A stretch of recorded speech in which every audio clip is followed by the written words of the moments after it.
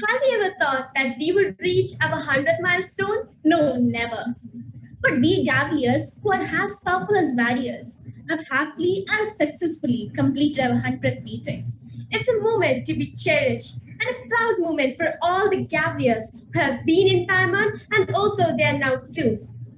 Success in life is a process of selection and elimination, of choosing between the worthy and the worthless. Thus, unless we are fueled by determination and a great purpose to achieve our goal, then we may not make a much impression about it. Ambition is the leader of all great things. It is the forerunner which clears the way for us to reach our goal. However, there is no easy route to success than moving along the path of those who have succeeded. Man should be content with each step of progress merely as a station, and without struggle, there is no progress in our life. A milestone gives you that extra boost of motivation and energy you need to keep moving forward. Every milestone you achieve gives you a sense of accomplishment and joy as you never had before. And every step takes you closer to your end goal. You know, deep inside you, you're destined to achieve great things. You have big aspirations in life. However, the gap between where you're right now and where you want to be is huge. Like a goal was so distant that just can't be achieved. So you work hard every day. Everything in life seems like an uphill battle with no results, like an unsurmountable challenge that you cannot conquer. Now, we'd like to call upon our very ambitious Cavalier Remy for the presidential message. Thank you so much, Andrea and Leah. Respected Toastmasters, past presidents, leaders, guests, our respected keynote speaker, Dr. Elson Joy, and my fellow Gavaliers. Welcome to the 100th meeting of Paramount Gavel Club. Today, when I would like to say the history of Paramount Gavel Club, but when this club was officially established on 30th March 2015, no one thought that we would ever reach the 100th meeting. But here we are, 6 years, a pandemic, and a lot of members later, celebrating the 100th meeting through the execution of the new normal. This club was formed under the banner of Jeddah Malayalam Toastmasters after youth leadership program, aiming to increase the speaking and leadership skills of students in Jeddah. And fast forward to 6 years later, we have had more than 100 members turn into great speakers and outstanding leaders. Today, we are celebrating not only the 100th meeting, but you. Each one of you who has contributed towards the growth of this club. It can be by being the members, by spreading the word about the club, completing your projects and your manual, or by making our mentors proud. Speaking about making our mentors proud, the firsts of everything are always significant because they set an example for others without becoming the successor to someone else. They establish the foundation for what is to come. So, let me take this opportunity to introduce the club's very first ExCom. Our first president, Joshin Joseph, the first vice president education, Marilyn Saji, the first vice president membership, Edwin Sani, the first vice president public relations, Neha Maria Santosh, and the first secretary, Sona Sam, and our first treasurer, Nadia Naushad. Their legacy has been carried on to this day. They have motivated all the ExCom members the club has ever had to become great leaders and has motivated the club members to achieve great goals in their lives. So thank you to them for paving the path for us, for rest of the club members and for the ExCom. This club has been recognized at the district, zonal, and global levels, and its brilliant and talented members have received numerous awards in various fields, and that is something that we should all be proud of. Reaching such a significant milestone is remarkable, and being a part of it from the very beginning to this day is exceptional. It is unusual where a young one says that they are proud of someone elder and experienced than them. But let me tell you, Saji sir and Shanti ma'am, we are very proud of you and grateful for you because without them, this club wouldn't become what it has become today. So Thank you, sir, and thank you, ma'am, for letting us grow, for letting us be great speakers and outstanding leaders. When I say all of this, it may appear that there are sparkles and glitters everywhere. Yet, the club, its founders, and the members have faced obstacles and difficult times, but they have never given up. They work together in running this club, and this is one of the lessons we should take away from today's meeting, that you will have to face challenges and obstacles, but that you should never give up and should work hard to attain your goal. It is said that every milestone is an emblem of growth. With the hope that this club develops with many members and numerous achievements, I declare today's meeting open. Now, let me hand over the virtual podium back to the masters of the ceremony. Thank you, Gabrielle. We have now come to the interesting and first part of our session. For today's keynote speech, we have a talented and vibrant doctor, a person who wears many hats that he takes on and off as the company's priorities ebb and flow. Between the age of 18 to 26, he had over 9 jobs, including woodworker, chef, marketer, designer, and more. He was the vice president, co-product, and talent management in Manipal University, and was also the winner in the Gulf News blockbuster Abu Dhabi. He was 2 times Athlete of the Year in his college. He's also a content creator and have created street interviews, podcasts, weekly news, and comedy sketches. He's a registered dentist and is currently working in the core team at a VC-funded startup. Let us heartily welcome the efficient and talented Dr. Elson Joy onto the screen. All right. Thank you so much for that wonderful introduction. This is my first speech at a Toastmasters event. I've heard a lot about the Toastmasters ecosystem. I've heard that there is this scary person known as an counter in the Toastmasters ecosystem. However, I hope that since I am the keynote speaker, I'm exempt from that rule and the counter does not apply to me. So my first experience with public speaking came at an occasion like today. A friend of mine was hosting this huge event at our university. It was set to be organized at this large stadium with a huge footfall, and all the tickets had sold out. Everyone was looking forward to this event. Unfortunately, a couple of hours before the event, the MC met with a terrible accident and was forced to cancel. My friend was left stranded. Nobody was willing to take up the role of MC. We reached out to our entire network, squandering away, trying to find a last-minute replacement. Some people reply that it was too short notice, while others mentioned that they had prior commitments, so they couldn't MC that event. Now, after countless attempts, we had almost given up. I went to my friend and I asked her herself, why couldn't she host the event and be the MC herself? Who better to host the event and know the proceedings of the event than the organizer herself? What she mentioned is that since she had put her hands into too many things during the event and she had so many responsibilities to take up during the event, she couldn't pull herself away from those commitments and responsibilities. Now, what followed next, that took me by surprise. My friend looked at me and asked me if I would MC instead. So she buttered me up. She told me that I had a very deep voice and a good command over English.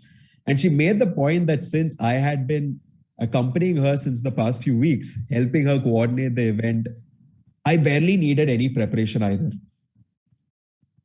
At that time, I had no idea what I was getting myself into, but hesitatingly, I said yes.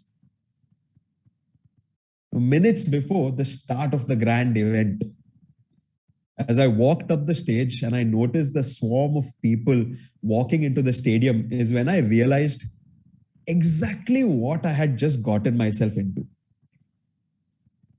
I was nervous, my hands were sweating. I mentioned this is the first time that I'm doing a public speaking event.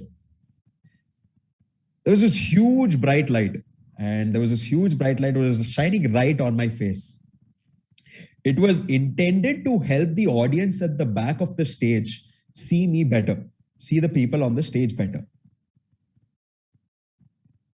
But it also ended up blurring my vision. And that was not a bad thing. You see, without the constant anxiety of wondering what the other people, what the audience was thinking about me, I entered into the state of flow and delivered one of my best performances.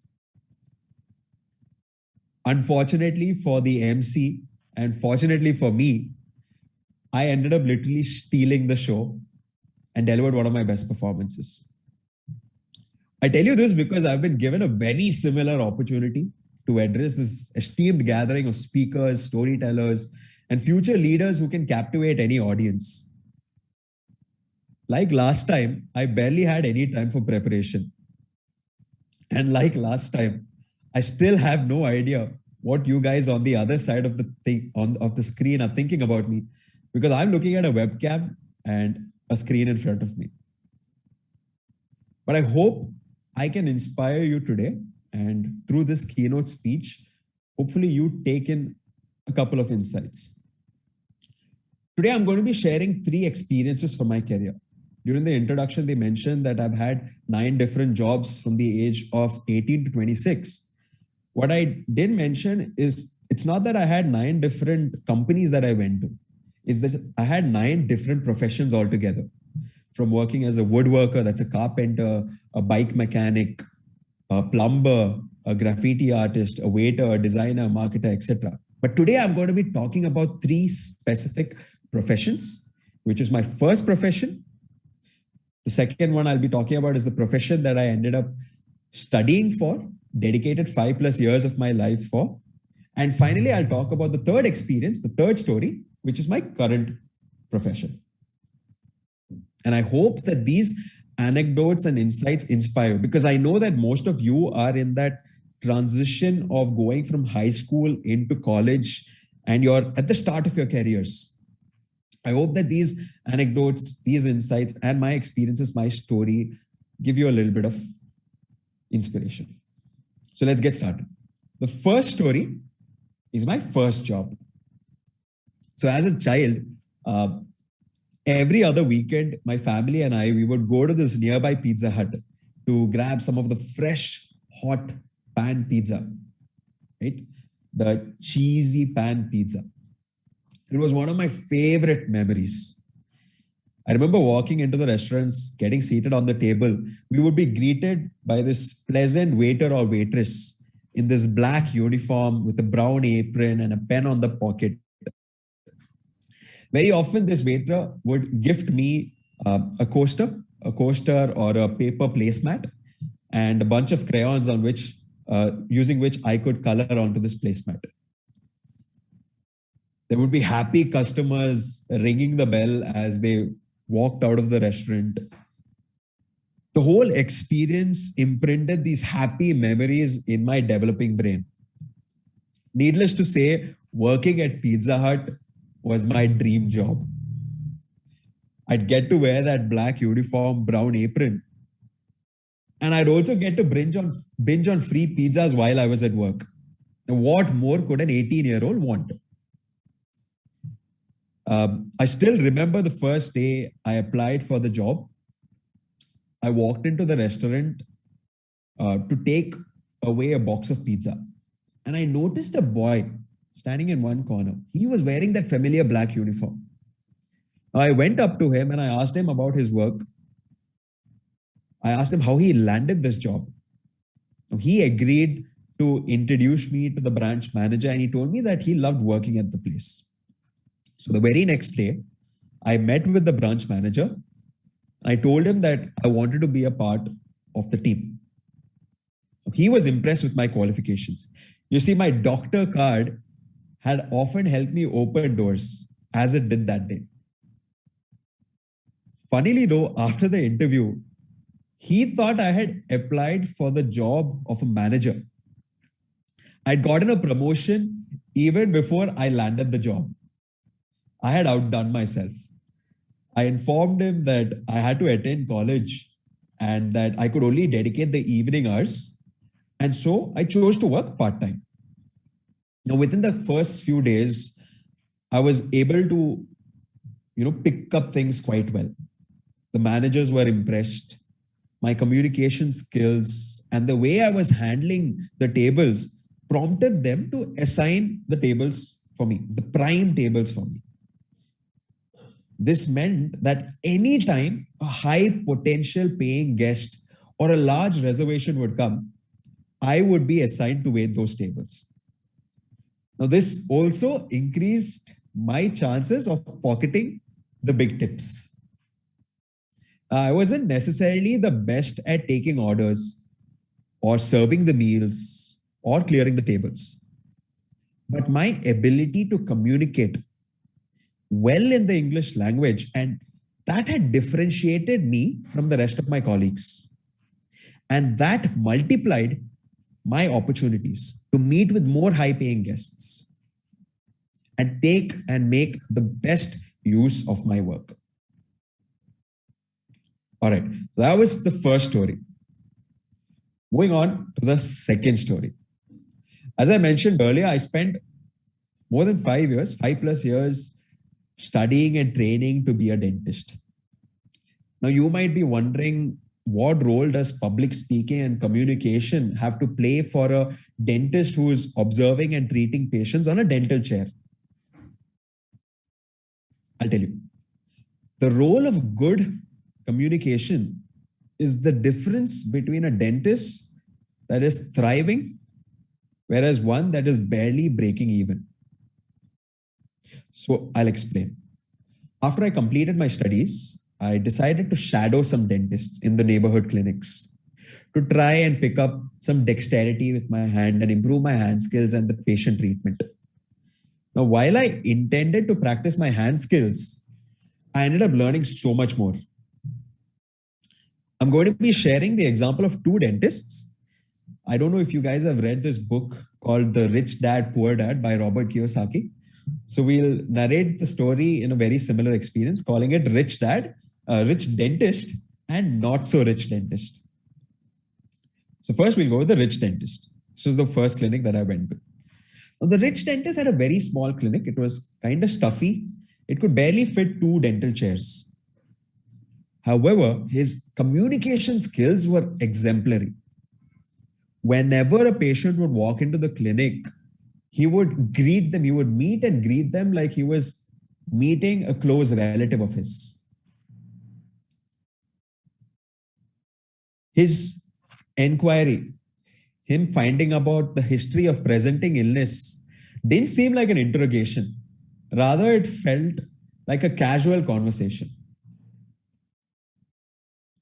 Even during the treatment, I remember seeing him anticipate the fear and responses of the patient even before the patient knew they were coming. Now, on the contrary, the not so rich dentist, she graduated from India's top dental college. She finished her post-graduation. She was a topper from her college and she had exemplary hand skills. Unfortunately, the patient never recognized this because she was so engrossed in her work that she failed to communicate with the patient. We say small talk. At her clinic, in contrast to the rich dentist, what you would see is patient come in, doctor does the treatment, patient goes out. Now, you might be wondering what's the difference between Doctor 1 and Doctor 2, the rich dentist and the not so rich dentist. In both cases, patients are getting treated and illnesses are getting cured.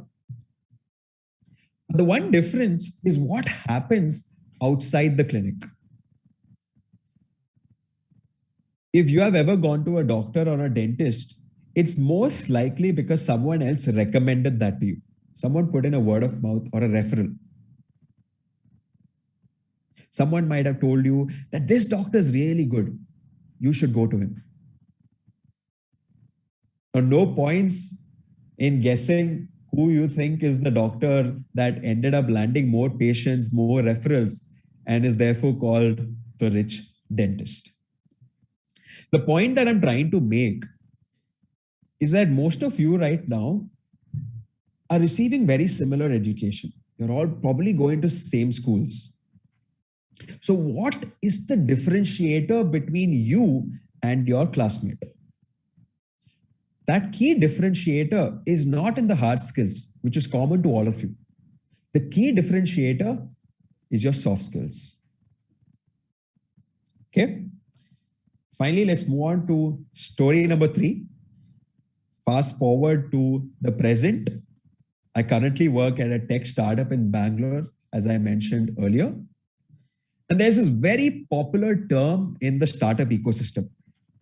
It's called product market fit, or PMF in short. Unlike popular belief, most startups, they don't fail because they have a bad product. Most startups fail because there's no one to buy that good product of theirs.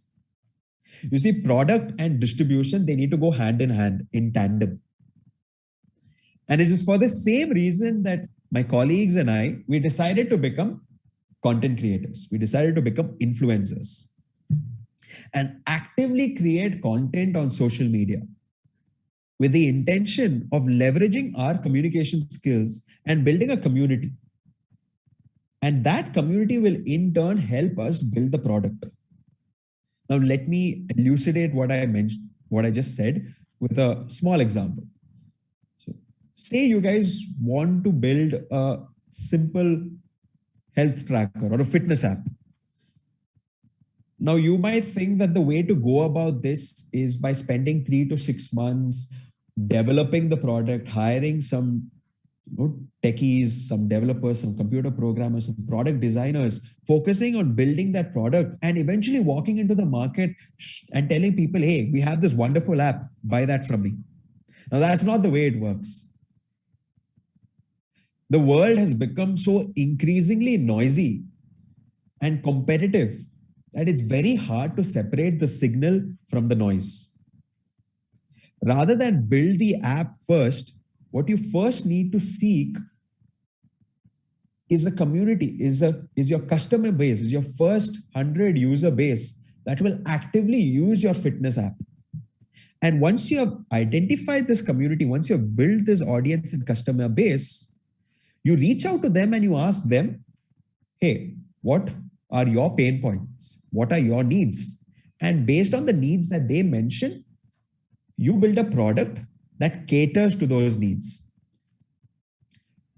So you build a product, you build a community, and then you build a product that is suitable for that community. I mentioned 3 stories. I want to summarize them, and I'll tell you the key takeaways from that. The topic of my entire keynote is communication, how it is a career multiplier and a career differentiator. Story number 1, it tells us how good communication skills can give you opportunities that you never knew existed. It will open doors that you never knew were even there. Story number 2 tells us how, in spite of maybe being on the back foot of certain hard skills, your soft skills will help you carry you and propel you in the right direction. Story number 3 tells us how good communication, strong communication, can help you stand out in a noisy crowd and help separate that signal from the noise. Communication has been a game changer for my career. It has helped me multiply opportunities and it has helped me differentiate myself from my colleagues. But the reason I shared those experiences was not for a flex or to brag about myself. It's because when I was your age, I made a small mistake. I used to think that elocutions, debates, speeches, being able to clearly articulate your thoughts was something that was supposed to remain on stages in competitions and for those who wanted to win prizes. I couldn't have been further away from the truth. no matter what path you take in life, your ability to articulate your thoughts clearly, communicate with others, will set you apart from the crowd and propel you in the right directions. Now, if I could turn back time and go back to your age, I'd probably be sitting right next to one of you. You see, all of you have an unfair advantage being a part of this wonderful club. You guys need to recognize that you have that unfair advantage over others and make the most out of your unfair advantage. All the best. Thank you. I hope you guys picked up something. If we have time, I'm more than happy to take some questions. That's it.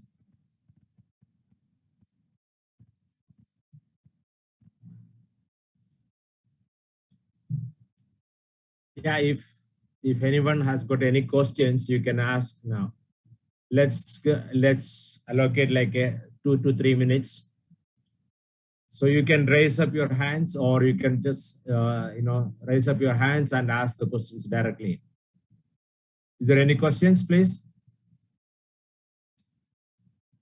I hope I didn't bore you guys and go on a long rant. Sir, Lakshman sir has a question.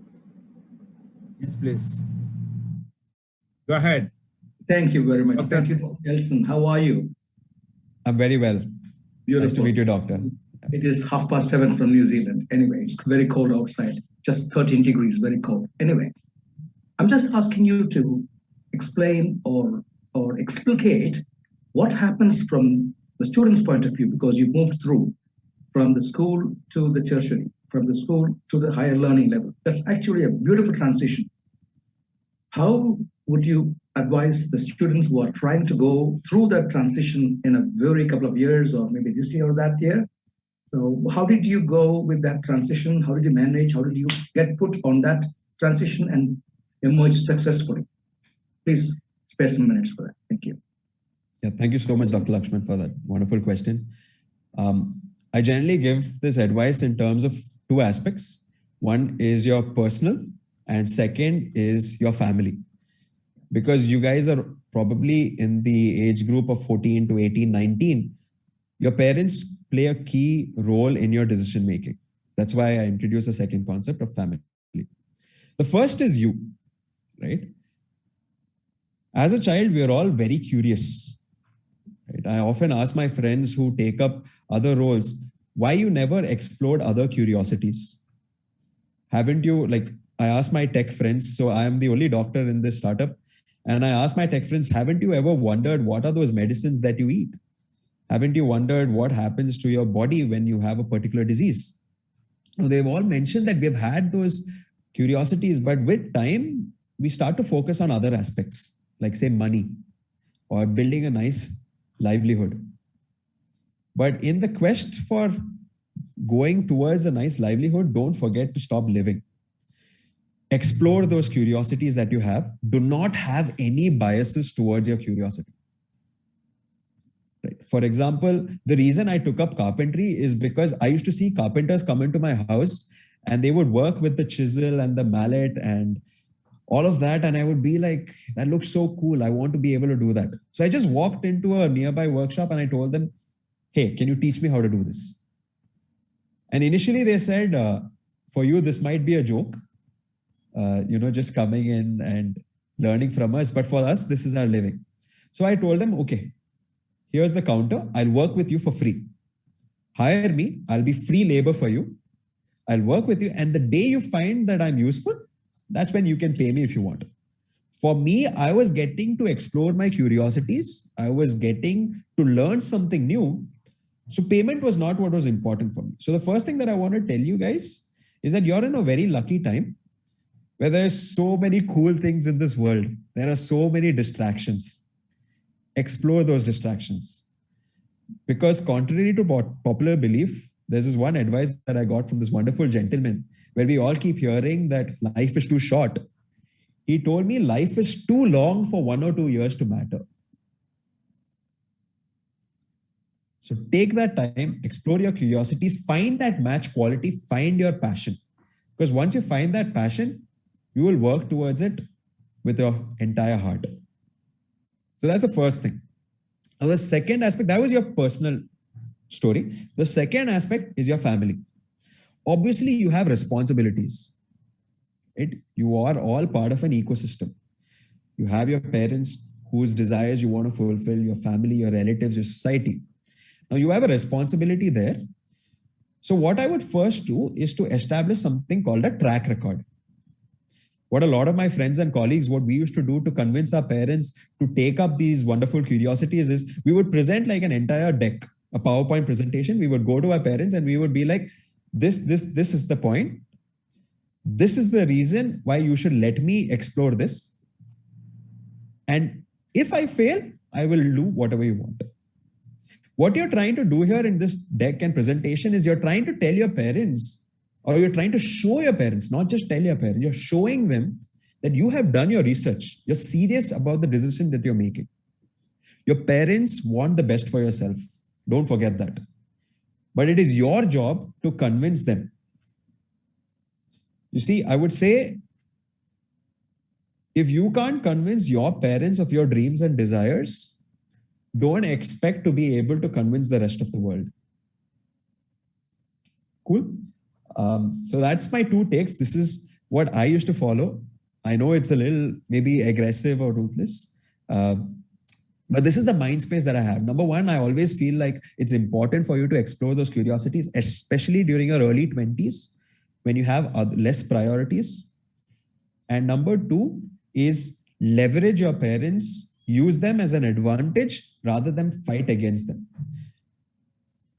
I hope that answers your question, Dr. Lakshman. Yeah, thank you. Thank you very much. It was not aggressive. It was expressive and quite impressive. Thank you very much. Thank you. Thank you so much. Yeah, great. Thank you, Dr. Elson Joy, for the amazing and inspirational speech. I would like to thank Dr. Elson Joy on behalf of Paramount Gavel Club for accepting our invitation and taking time from his busy schedule and encouraging the Gaveliers.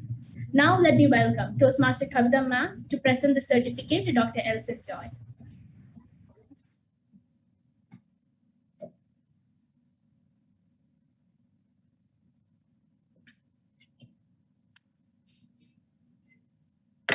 Hello, Gaveliers. Our keynote speaker, Dr. Elson, thank you so much for your wonderful presentation about your life experiences. Right? I'm very much sure that these experiences are going to make a big change in our Gaveliers' life. Your Just of Life story really gave a good, good experiences and good thing to know. Thank you so much. Behalf of Paramount Gavel Club, the certificate of appreciation presented to Dr. Elson Joy as a keynote speaker for our club on its 100th meeting celebration, powerful communicator, the career differentiator and multiplier, presented on 17th July. Thank you so much, Dr. Elson Joy. Thank you so much, Doctor. Thank you so much, everyone. If you guys ever want to connect with me, even beyond this, I'm always available. You can reach out to me on social media or anywhere. And I would love to be the mentor that I wish that I had. Thank you so much. Thank you. Thank you, Dr. Elson Joy and Kavita ma'am. Today, we have a few Gaveliers who will be assisting us throughout the entire meeting. Today, we have a Gavelier who's going to keenly observe the whole session and noting down the flaws and positive points. Let us call upon Gavelier Meet from Creative Minds Gavel Club.